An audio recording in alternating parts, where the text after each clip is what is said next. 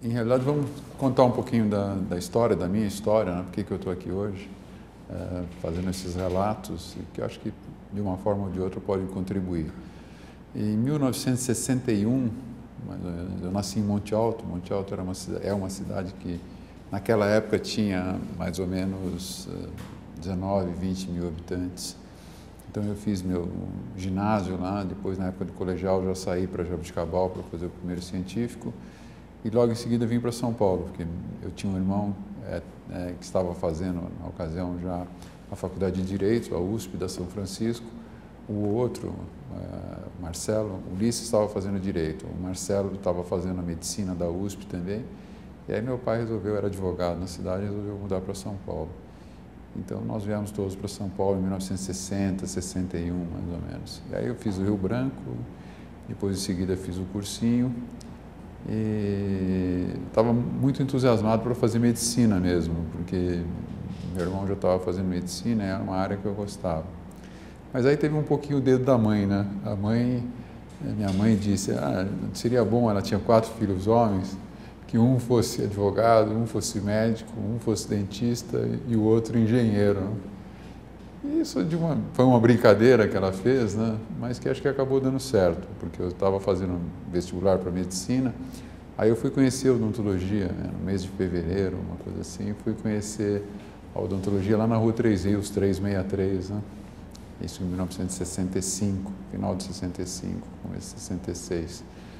E aí eu me lembro que eu conhecia a Loti, subi aquela escadaria toda, conhecia a Loti que estava ali, e fiz minha matrícula. E a minha turma do vestibular foi a última turma do CECEM, naquela ocasião era o CECEM, né?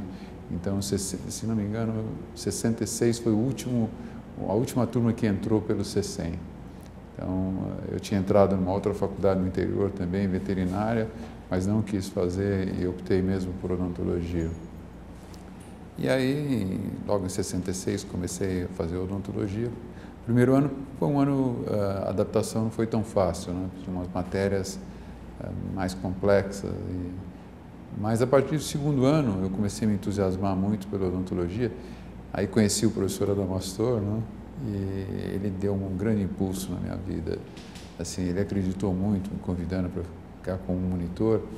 Eu gostava muito de jogar futebol, e o professor Adamastor também jogava futebol. Depois até o pessoal brincou, acho que você foi contratado por causa do futebol, né? Mas não era bem assim, é que nós tivemos uma grande ligação, uma ligação muito forte.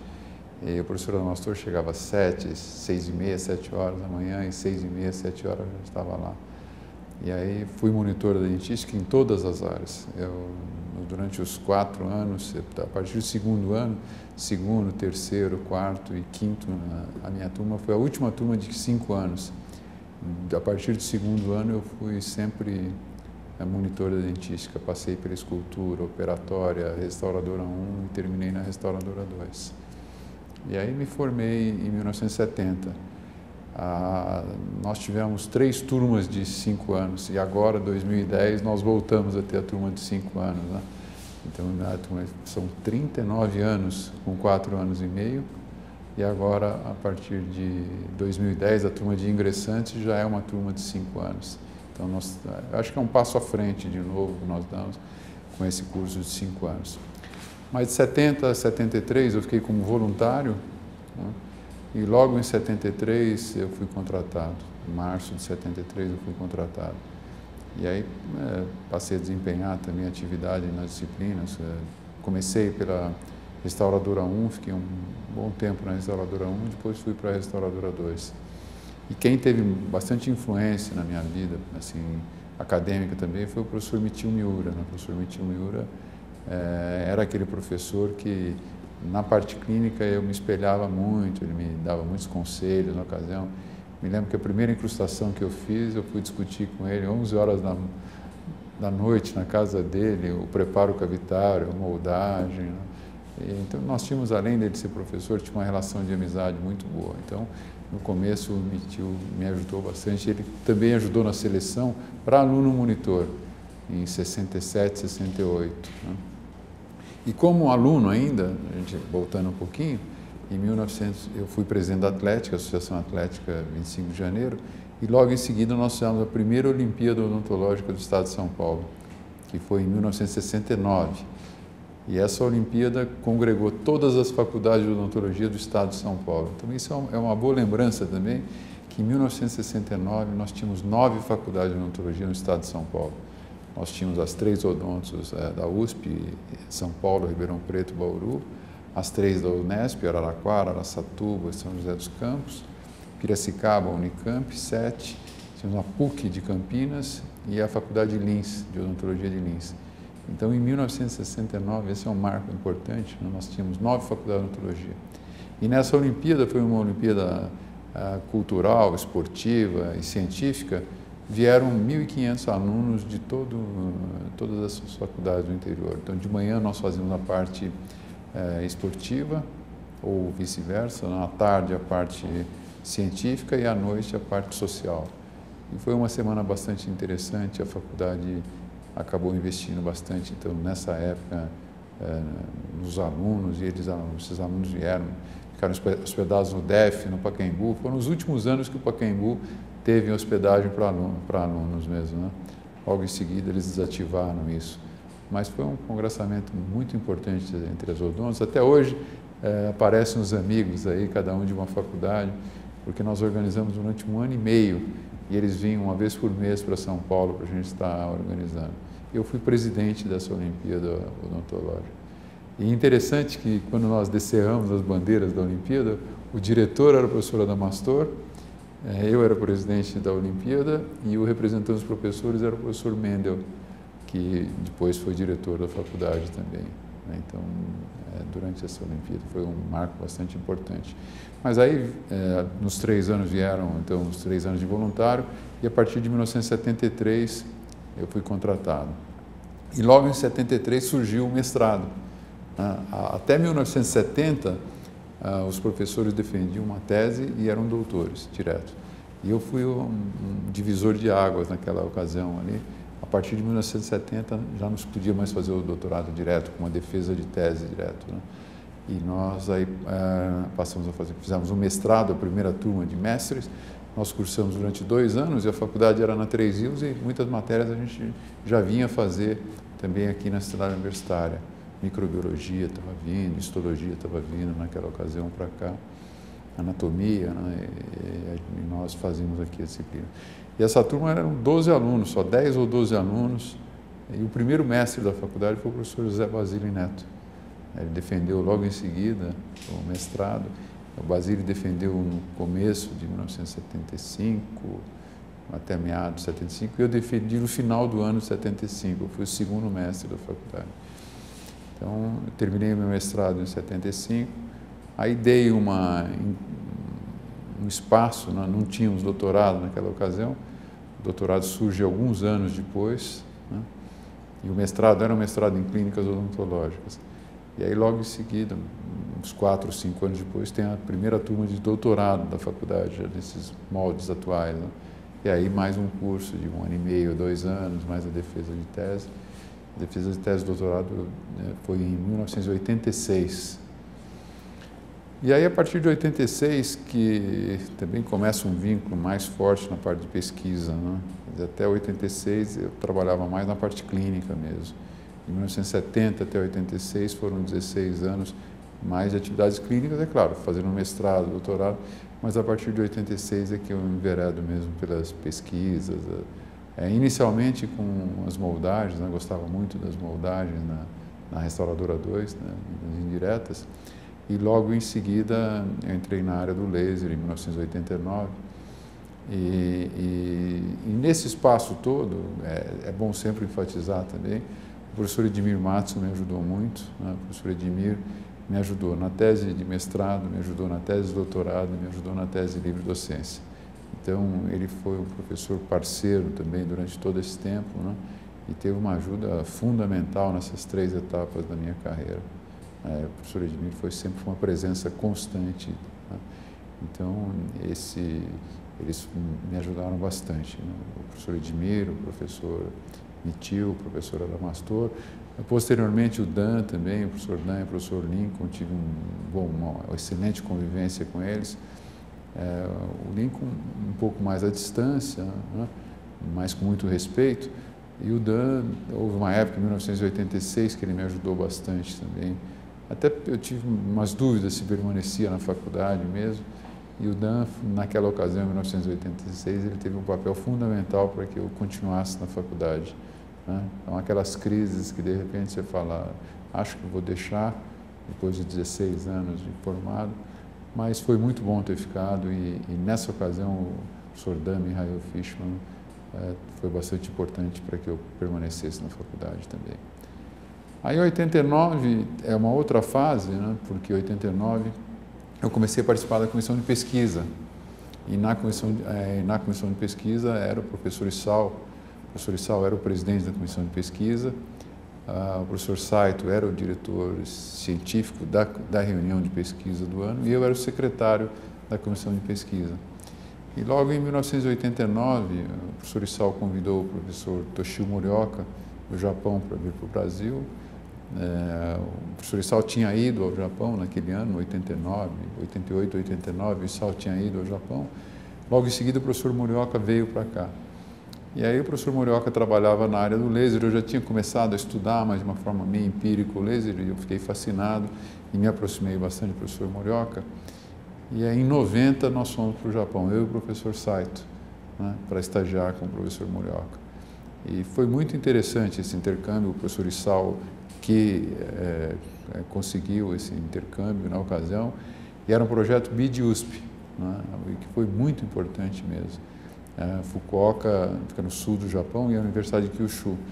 E também é um modelo novo, né, começa em dois professores. Eu fui junto com o Saito, o professor Saito, em 1990. E nessa oportunidade o professor Saito me ajudou muito também, porque a língua era o inglês ou o japonês, mas lá predominantemente o japonês, né? Se falava muito mais o japonês do que qualquer coisa. E o professor Saito me ajudou em todas as traduções, todas as versões, né? E foi um companheiro. O professor Saito já era, se não me engano, o professor Saito já era titular, se não titular, livre docente, e eu era doutor. Então, eu sempre procurei preservar aquela hierarquia, né? Mas foi muito boa, foi uma convivência muito boa. E aí nós voltamos e fundamos o Lelo aqui, né, no Departamento de Dentística, em 1995. Então, o Lelo começa a trabalhar, funcionar no Departamento de Dentística, em frente à minha sala ali, uma sala pequena. O primeiro Lelo nós tivemos em 1995. O professor Edmir, mais uma vez, ajudou bastante também na criação do Lelo. Depois partimos para o segundo Lelo em 1999. Né? Em 99 eu fiz, em 92 eu fiz a livre docência, em 1999 eu fiz o titular. Então agora estou completando 10 anos de professor titular. E 99 coincidiu com o segundo Lelo, né? Então eu dividi muitas funções entre a Restauradora 2, a dentística de Restauradora 2 e o Lelo. E em 2002, mais uma vez, o Edmir ajudando bastante também, ele estava na fundação nessa ocasião, nós fundamos o terceiro Lelo. Então, o Laboratório Especial de Laser e Neonatologia, a terceira versão, essa que está lá da Clínica Nova, é de 2002, já tem 7 anos também. Então, houve toda uma performance aí, nós recebemos diversos professores, saímos diversas vezes, mas esse ponto inicial foi muito importante em 1990. Né? Acho que foi fundamental para o desenvolvimento fora, no exterior, com diversas participações no exterior. Então, nós temos uma fase até 86, 89 e uma outra fase a partir de 89. Né? De 89, muito mais voltada para a parte de pesquisa e saindo, viajando muito, indo muito para o exterior. Né? Diversas vezes, tive um convênio excelente com a Alemanha. Esse convênio da Alemanha foi interessante porque, a partir de 92, eu conheci o professor Nord Guttneck, da Alemanha, da Universidade de Aachen. E são 17 anos já, isso já deu muitos frutos, né? Porque inicialmente foram 7 alunos da graduação e 3 da pós-graduação. Durante 2 anos seguidos foram 5 e 5. 7 da graduação, 3 da pós, que estavam cursando a pós-graduação. Cecília, inclusive, da dentística, foi como doutoranda naquela ocasião. A Marcela, que hoje está na Alemanha, também foi como doutoranda. Então, desses 7 alunos, muitos estão na faculdade, Logo em seguida, nós fizemos um intercâmbio com a Alemanha, que foi muito gratificante, né? E fizemos o primeiro duplo diploma. Então, a Marcela, que foi como doutoranda, acabou vindo para o Brasil, né? Depois voltou para a Alemanha, ela tinha uma bolsa FAPESP, voltou como uma bolsa DAD, né? E aí veio para o Brasil para defender a tese aqui no Brasil, com 2 professores da Alemanha, o professor Lampert e o professor Crisapel. E aí a Marcela teve o primeiro duplo diploma da nossa faculdade. Então esse duplo diploma tem validade no Brasil e na Alemanha, né? E é muito interessante. Isso deve ter sido 2007, entre 2006 e 2007, né? E agora já temos uma outra doutoranda da dentística, que é a Marina. A Marina está também com bolsa DAD lá na Alemanha e ela está na Alemanha, fica na Alemanha até abril, maio. Ela está ficando 1 ano e meio, quase 2 anos. E em junho de 2010 ela deve estar defendendo o doutorado aqui, também um novo duplo diploma. E a Karen Miller, que é minha orientada também, ela está também na Alemanha com a Marcela. A Marcela já conseguiu um grant lá para desenvolver pesquisa e levou a Karen. E a Karen está fazendo doutorado aqui na faculdade e deve voltar em fevereiro, mas para defender a tese também em junho. Então, em realidade, a faculdade já tem o duplo diploma da Marcela. Na semana passada, nós tivemos um novo duplo diploma na patologia, né? Um doutor agora da patologia, foi o segundo duplo diploma da faculdade, e teremos mais 2 duplos diplomas, que serão a Marina e a Karen. E esse desenvolvimento no exterior, eu acho que tem sido muito gratificante para a faculdade também, porque a faculdade tem recebido uma série de professores do exterior, né? Eu acho que tem sido um bom relacionamento. Concomitante com tudo isso, né? Em 2002, o professor Edmir estava deixando a fundação e eu tive uma experiência como presidente da fundação. E essa foi uma experiência muito boa, porque eu pude desenvolver minhas habilidades, né, nessa área de gestão. E de 2002 a 2005, eu estive na fundação substituindo o professor Edmir. O professor Edmir estava voltando para a diretoria e eu substituí. E foi uma experiência bastante importante, onde nós trabalhamos também muito ligados à faculdade. E aí começa, né, a fundação compra os equipamentos naquela polêmica tão grande que havia, né? Nós tínhamos os recursos para comprar os equipamentos para a nova clínica, porém, quando ia se partir para a clínica, sempre nós tivemos uma série de problemas. E a fundação resolveu, a diretoria, o conselho curador, num esforço muito grande, ela disponibilizou a possibilidade da compra de alguns equipamentos para a clínica. E isso foi muito importante, né? Porque aí vem a compra dos equipamentos, na gestão do professor Melfi e do professor Ney, eles começam a parte inferior da clínica a terminar, e se inaugura em 2003, né, os primeiros 48 módulos da clínica, né? Logo em seguida, vem a sequência, eu venho para a diretoria e aí esse trabalho continua e hoje a faculdade tem, na nova clínica, 202 consultórios. Então, essa interface, esses 8 últimos anos, foram anos muito voltados para essa parte administrativa, né? 4 anos na fundação e 4 anos na diretoria. E acho que agora a faculdade ela vive um momento de passagem de bastões, né? O novo diretor tem sua missão, o novo vice-diretor, o professor Rodney como diretor, o professor Rubens como vice-diretor, eles têm uma missão de dar continuidade. Na minha gestão, que se encerrou um mês atrás, 30 dias atrás, se encerrou a gestão, eu tive a colaboração excepcional da professora Suzana, né, que é da patologia, professora titular, que era vice-diretora. A Suzana foi aquela vice-diretora perfeita, né? Nós conseguimos trabalhar em harmonia e isso foi muito importante para esses 4 anos da faculdade.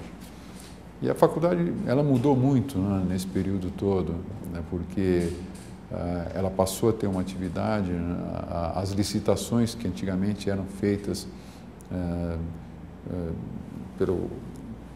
central da reitoria, a reitora, a professora Sueli, passou isso para as faculdades, para as unidades. Então foi um momento novo, né? E aí foram feitos os laboratórios multidisciplinares, os 2 laboratórios multidisciplinares, que em realidade eram com aqueles recursos que eram para comprar os equipamentos. Então eles foram disponibilizados. Hoje os alunos têm 2 laboratórios com 234 lugares sentados, ar-condicionado, as telas para as demonstrações, né, práticas, né? Então houve uma evolução boa, foi uma experiência que deu certo. Vieram também as 5 salas de aula, né, que se modernizou a sala de aula, então as salas de aula são bem modernas e também foram licitações feitas pela unidade. Então a unidade passou a ter uma responsabilidade muito grande, né? Porque na gestão pública é complexo. Quando você vai fazer uma licitação, você sempre tem os riscos inerentes à licitação. Mas, felizmente, na faculdade, hoje, nesse período de 4 anos, foram feitas 5 salas de aula, né, reformadas totalmente, foram feitos esses 2 laboratórios, a biblioteca, né, o andar superior foi totalmente remodelado. E, por último, o laboratório de biologia oral, né, que era um sonho de 30 anos, né, desde a época do professor Fava, professor Zé Nicolau, eles queriam realmente dar esse passo à frente, e o laboratório de biologia oral, eu acho que vai ser um laboratório multidisciplinar, multicêntrico e multidepartamental, né? Então acho que ganham todos na faculdade.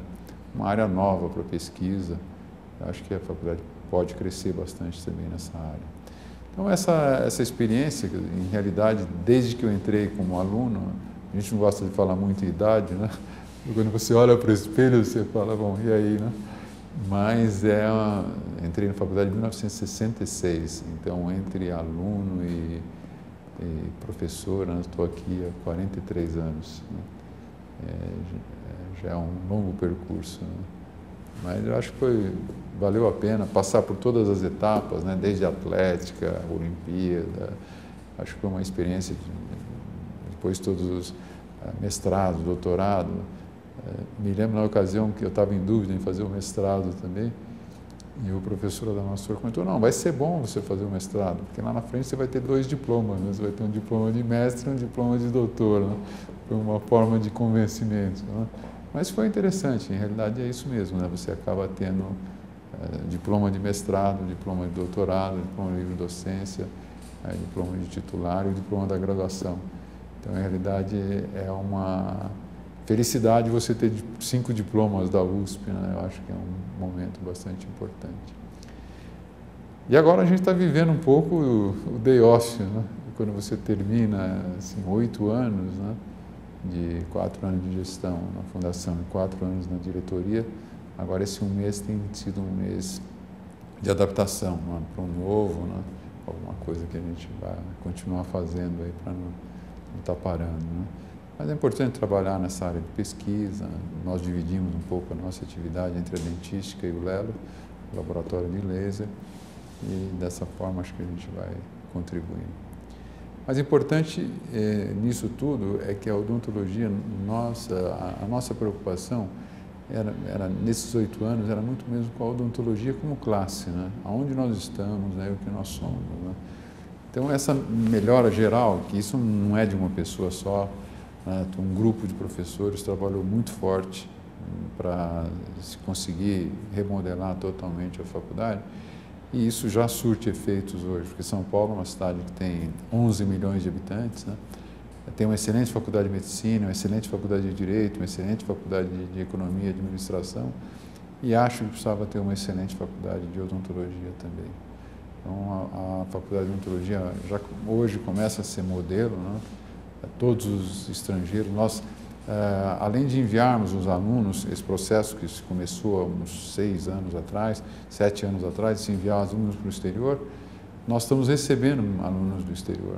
Nós temos recebido alunos da Inglaterra, o ano passado recebemos da Inglaterra e da Alemanha, do Equador nós recebemos de rotina também, então agora em janeiro deve estar indo para o exterior daqui da faculdade 18 alunos da graduação. Então, isso, com a CCINT, né, a Comissão de Cooperação Internacional, isso aumentou bastante esse intercâmbio. E esses alunos que têm vindo dessas faculdades têm dado assim, seus depoimentos em relação à faculdade muito importantes, né? Esses alunos da Alemanha gostaram muito da faculdade, deixaram um depoimento por escrito, que está até no plano de avaliação institucional da faculdade, dizendo que eles tinham gostado muito da parte prática, que aqui tinha muita parte prática, né? Essa prática laboratorial, essa prática pré-clínica, que eles tinham gostado muito. E tinham gostado muito também do vínculo do aluno da graduação com a faculdade, né? Eles achavam que hoje tem um vínculo muito forte entre o aluno da graduação com a faculdade. E isso acho que foi uma das coisas que mudou mesmo nesses 8 anos, né? Muitos alunos poderiam estar desmotivados e agora nós percebemos que eles estão mais motivados, que eles estão, acho que houve uma contribuição geral aí no processo. Então, essa é um pouco da história, né? Esse é um momento de transição na universidade, né? Houve uma coincidência com os meus 4 anos de gestão como diretor, foram os mesmos da reitora, né? E agora, a partir de novembro, nós tivemos a eleição para um novo reitor. Esse novo reitor, o professor João Grandino Rodas, assume em 25 de janeiro, então está próximo, daqui 30 dias. É claro que esse trabalho feito na faculdade apareceu, né, de uma forma bastante significativa, tem uma repercussão. Ontem, no Conselho Universitário, nós já fomos indicados para uma posição representando a área de biológicas na Comissão de Avaliação Permanente da Universidade, né? Então, já é uma nova área para você estar trabalhando, né? Isso tudo deve estar começando em janeiro, depois da posse do novo reitor, mas já é uma contribuição agora que a gente passa a dar para a parte externa, né? E isso é bastante interessante também, porque nesses 4 anos da diretoria, eu procurei estar muito na faculdade mesmo, né? Então, não estive nessas comissões. Achei que era importante não participar das comissões para não tirar o foco da faculdade. Foram 4 anos de dedicação maciça para a faculdade. E agora começa essa fase onde a gente vai estar tendo esse relacionamento mais externo, né? Essa comissão é o novo. A partir de janeiro eu vou estar sabendo realmente, né, o meu papel nessa comissão, eu vou estar tendo uma nova experiência, né? Às vezes a gente fica meio assustado, né?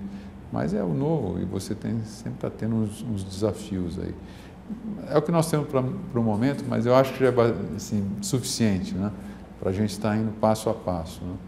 E é claro que você não pode esquecer a própria faculdade, né? Eu acho que a faculdade ela tem um projeto aí, eu costumo dizer, para os próximos 16 anos, né?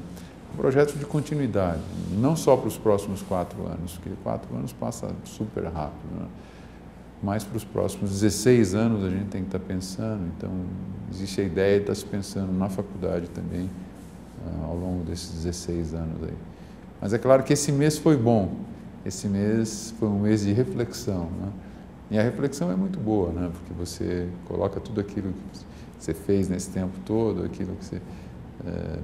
muitas vezes vem a pressão familiar, né? Tá bom, né? Não precisa fazer, acho que já está suficiente aquilo que foi feito. Em realidade, nós também ficamos, às vezes, nesse dilema, né? Eu acho que está quase na hora de parar, né? Mas, por outro lado, você tem sempre um desafio interno, então vamos ver o que espera essa comissão, o que a gente poderá estar contribuindo e outras coisas que possam vir, né? De repente, alguma outra coisa pode vir aí pela frente. A gente nunca sabe, né? Então, mas acho que é importante para a nossa faculdade, né? A nossa faculdade hoje, ter essa representatividade externa é muito bom. Uma outra coisa interessante que aconteceu nesses últimos 4 anos também, nós tivemos a oportunidade de trabalhar junto com as outras unidades de odontologia, então com a Bauru e Ribeirão Preto, as 3 em nós aqui em São Paulo, as 3 unidades da USP, nós desenvolvemos alguns projetos conjuntos. Tem um projeto que é a informatização da nova clínica, que já está em andamento há 4 anos, os estudos, né? E agora está muito adiantado mesmo. Então, toda a nossa clínica vai ser informatizada, da mesma forma que é informatizada de Ribeirão Preto e que vai ser a de Bauru também. Dentro desse processo 3, tudo começou por Ribeirão Preto, né? Ribeirão Preto já estava um pouco adiantado nessa área de informatização, tinha um projeto do Luciano, e agora as 3 trabalhando juntas, as 3 já recebemos verbas da CTI, do professor Gil, né? Isso já ajudou bastante as 3 faculdades e elas estão dando um passo à frente em termos de informatização. que é importante para a sociedade, né? A universidade tem um braço da extensão que é fortíssimo, né? E hoje, o ano passado, nós tivemos a oportunidade de fazer alguns dados para o anuário estatístico, e ainda não informatizado, né? E de repente nós vimos que a faculdade já fez 138 mil procedimentos clínicos.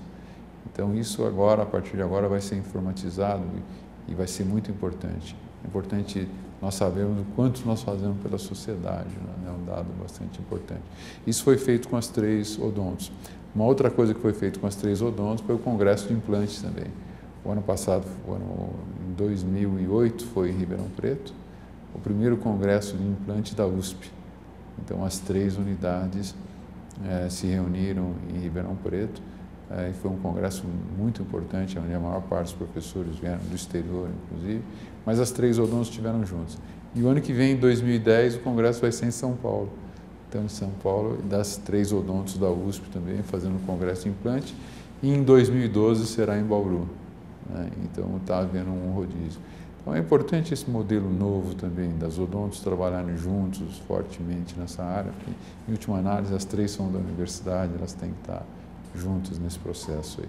Aquela fase de 1966, né, até 1969, foi muito complexo, né? Uma época muito difícil, eu era representante dos alunos na congregação, inclusive, e a congregação era muito menor, né? Hoje a congregação tem 50 e poucos membros.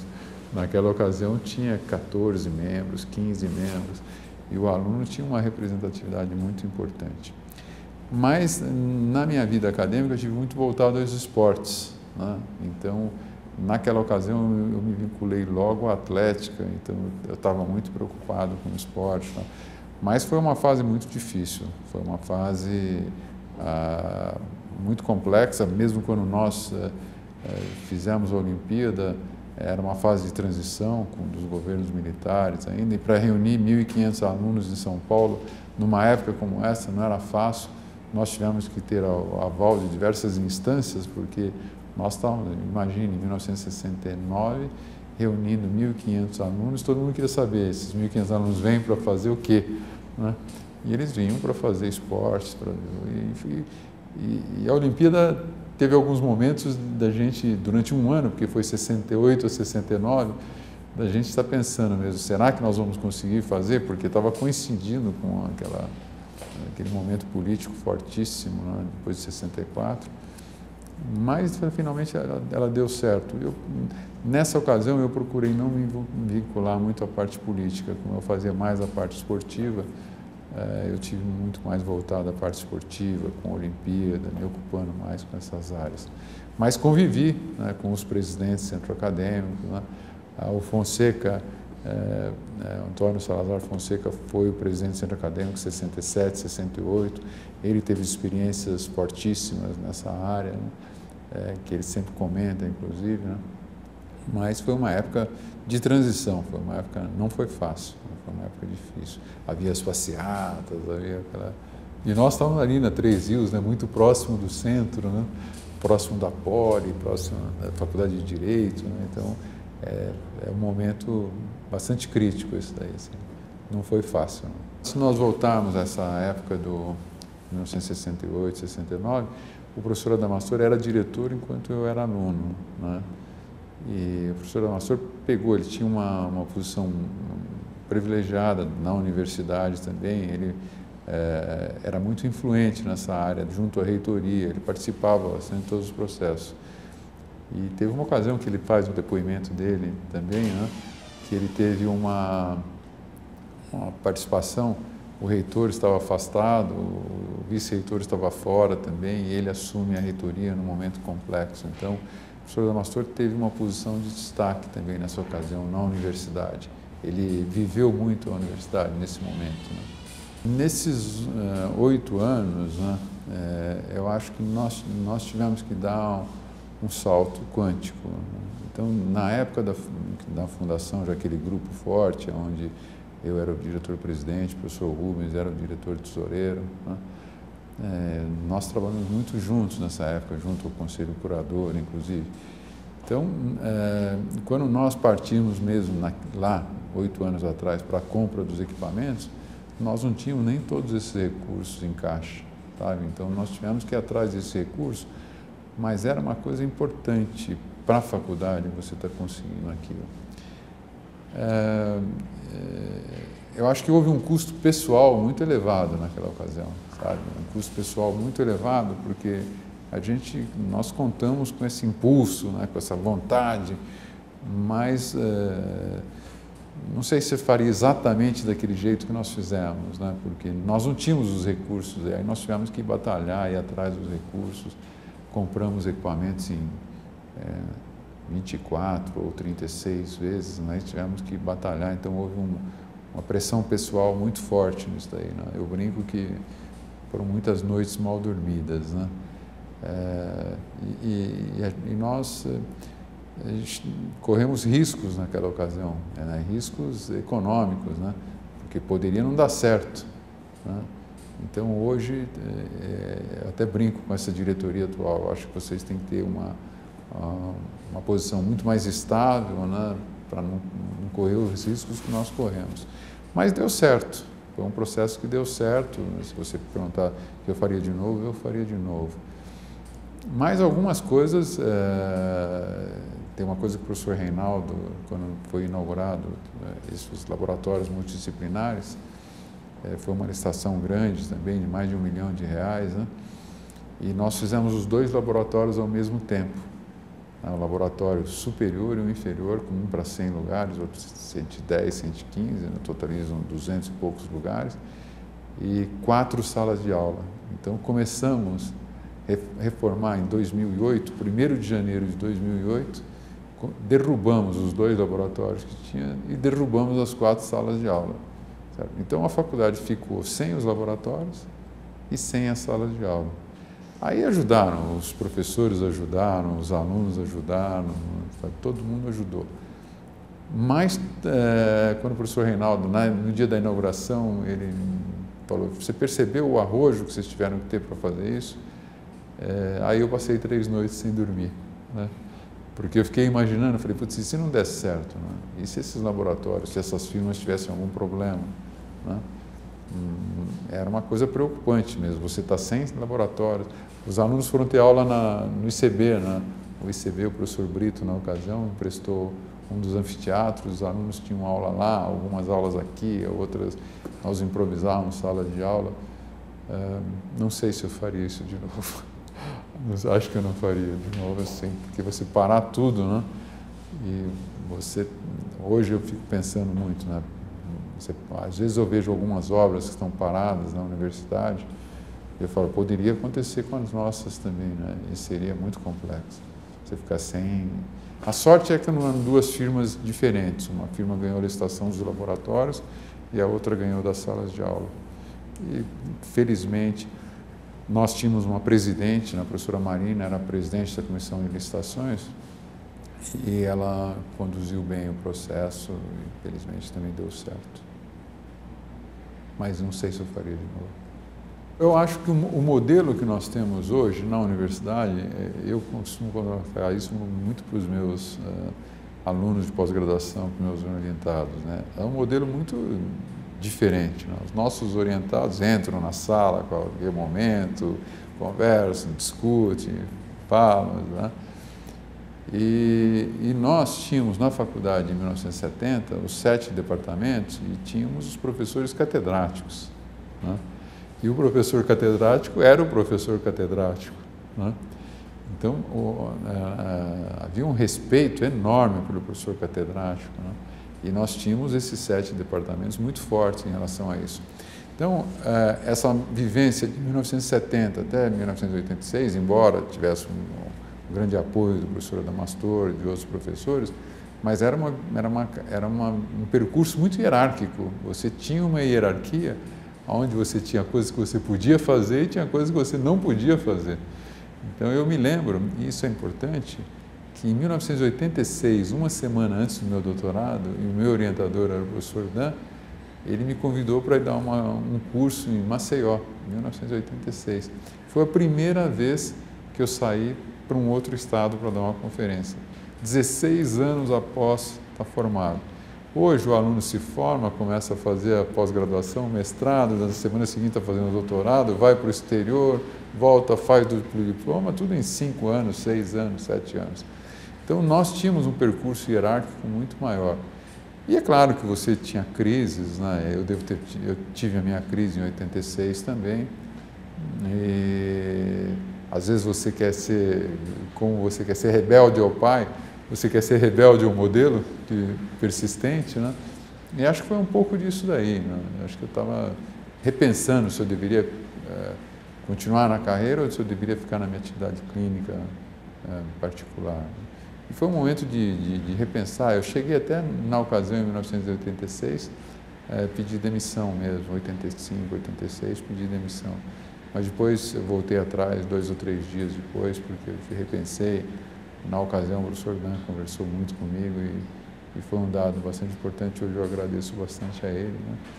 Porque a minha carreira, a partir daí, mudou totalmente. E acho que eu tenho 2 fases, uma de até 86 e a outra de 86 até os dias atuais. Houve uma mudança também. Acho que foi boa essa visão, assim. Quando eu voltei, eu falei, voltei para ficar mesmo e eu quero cumprir todas as etapas da carreira. É importante às vezes, né? Porque o professor, às vezes, ele tem os momentos pessoais de crise, né? Então, ele faz uma reflexão de toda a sua vida familiar, sua trajetória acadêmica, essas coisas todas, e ele coloca tudo isso na balança, né? Todos nós passamos por isso, né? E nós estamos aí hoje continuando o caminho. Acho que hoje nós temos na faculdade 156 professores. Nos últimos 4 anos, de 2005 a 2009, foram contratados 23 novos professores na faculdade. E foi uma mudança conceitual bastante importante também. Hoje, quase 20% dos professores são professores que vão ficar 40 anos na faculdade, né? E eu tive a oportunidade de ter uma reunião com os 22 professores e dizer para eles, olha, vocês vão ter que ficar aqui longo tempo. Então, na ocasião, mandamos fazer uma bandeirinha da faculdade e disse, olha, daqui para frente vocês vão ter que dormir com a bandeira da faculdade, né? Porque agora vocês têm que carregar o piano também.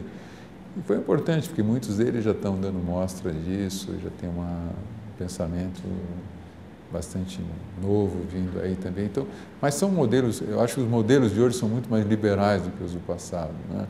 Nós temos muito mais liberdade.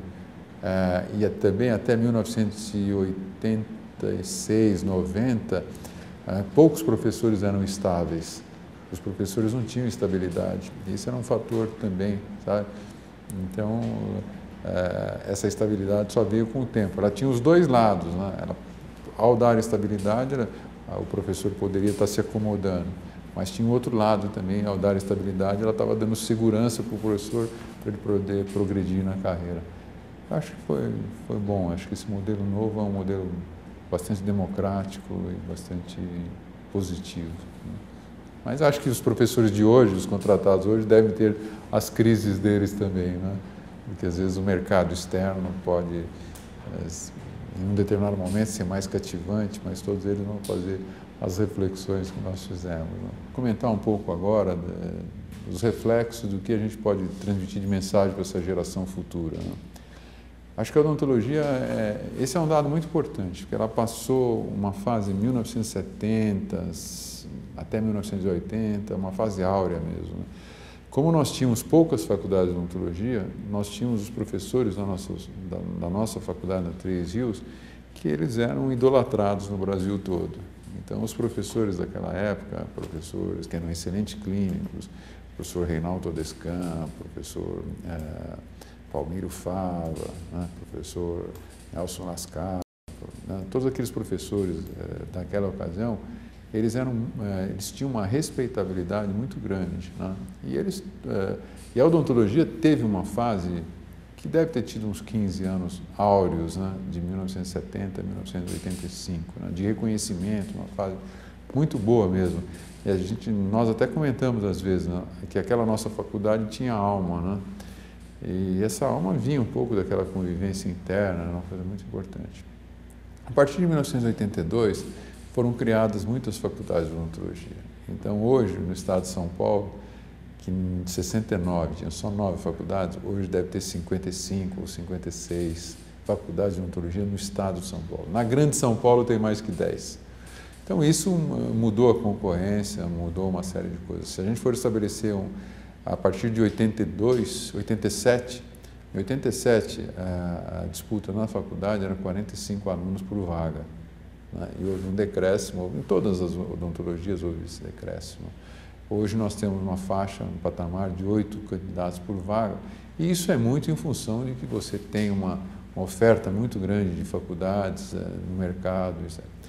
E isso foi um problema para a odontologia, porque você acabou colocando no mercado 8, 9, 10 mil novos dentistas por ano no mercado.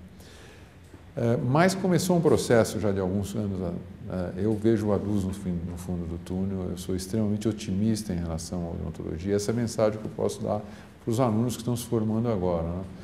Eu acho que aonde nós temos que batalhar, nós temos que batalhar numa área onde nós temos, hoje só 10% da população brasileira vai ao consultório dentário, né? E a representatividade da odontologia no ambiente hospitalar ainda é muito baixa, né? Então, nós já estamos trabalhando já há 10 anos nesse processo, mas eu acho que agora nós vamos começar a colher esses frutos, já estamos começando a colher esses frutos. O papel do cirurgião dentista dentro do ambiente hospitalar. Já tem muitos locais onde tem esse trabalho, Heliópolis, tem diversos hospitais que já tem, mas nós estamos falando em termos de Brasil todo, né? Nós temos grandes exemplos, mas nós vamos batalhar para que em todos os hospitais tenha a presença de um cirurgião dentista, né, que cuide. Não um bucomaxilofacial, né? O bucomaxilofacial também é importante, a área de atuação dele, mas nós temos que ter um cirurgião dentista que cuide da cavidade oral do paciente, não só de tecidos duros, eu costumo dizer, muito além dos dentes, né? Você tem todo aquele sistema ali para você estudar todos os tecidos moles, circunvizinhos e toda a área médica. A odontologia é uma área médica mesmo. Então, nessa representatividade, seriam 5, 6 mil novos empregos para a odontologia nos ambientes hospitalares. Tem uma área de muito futuro na odontologia, que é o tratamento de pacientes oncológicos, pacientes que se submetem a tratamentos de quimioterapia e radioterapia, onde o dentista tem um papel fundamental, né? Você fazer o preparo da boca para esses pacientes que vão fazer quimioterapia de altas doses e radioterapia, né? Hoje é importantíssimo, né? Toda vez que um paciente vai fazer um tratamento, você tem que fazer um tratamento prévio desse paciente. Esse paciente não pode ter infecções, né? Você tem que eliminar todas as infecções periodontais, infecções endodônticas, fazer todas as cirurgias, né? Preparar a cavidade oral para ele fazer uma quimioterapia. Às vezes demora 1 mês e meio, 2 meses para você preparar tudo isso para o paciente fazer. Então eu vejo assim, um futuro muito grande para a odontologia nessas áreas, né? É uma odontologia que ela faz parte de um projeto multiprofissional. O futuro nessas áreas está você ter o médico, você ter a enfermeira, você ter o dentista, você ter o psicólogo, você ter o nutricionista. Tá? Então essas equipes elas se interrelacionam. E acho que aí eu vejo a odontologia com uma participação bastante efetiva. Hoje os dentistas já são muito mais respeitados dentro do ambiente hospitalar, né, porque eles têm um papel dentro do ambiente hospitalar e eles desempenham um papel importante. Não é chegar a examinar a cavidade oral do paciente, não. É participar do prontuário do paciente, saber as drogas que estão sendo ministradas, qual o tratamento que ele está fazendo, quais são as repercussões daquele tratamento e o que ele pode fazer de prévio, durante e depois do tratamento.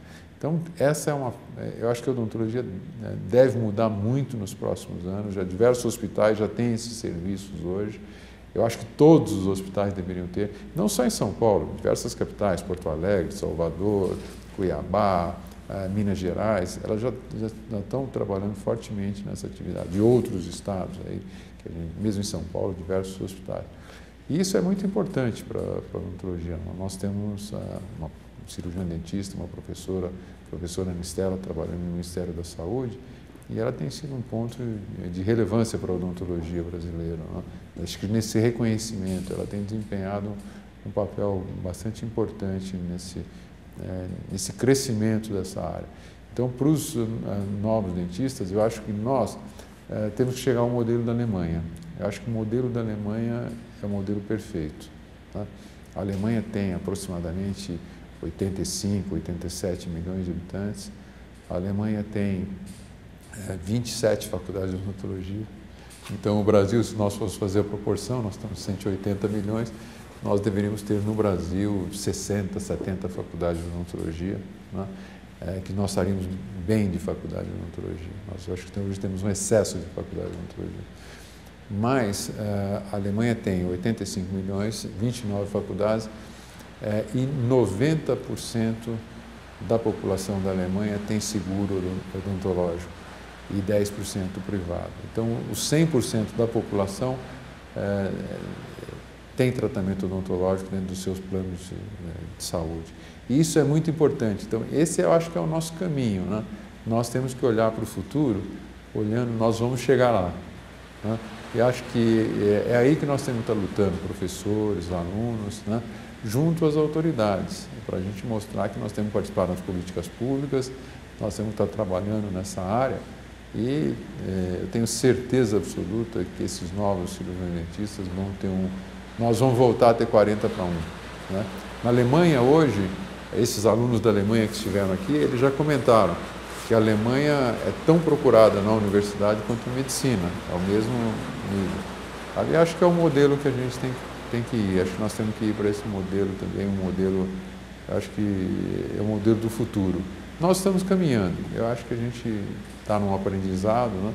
Mas para o jovem que vai ver essa fita daqui a alguns anos, eu tenho certeza que daqui 15, 20 anos, quando ele for ver a fita, com certeza 60%, 70%, 80% da população brasileira vai receber tratamento odontológico, que melhora muito a qualidade de vida das pessoas. Né?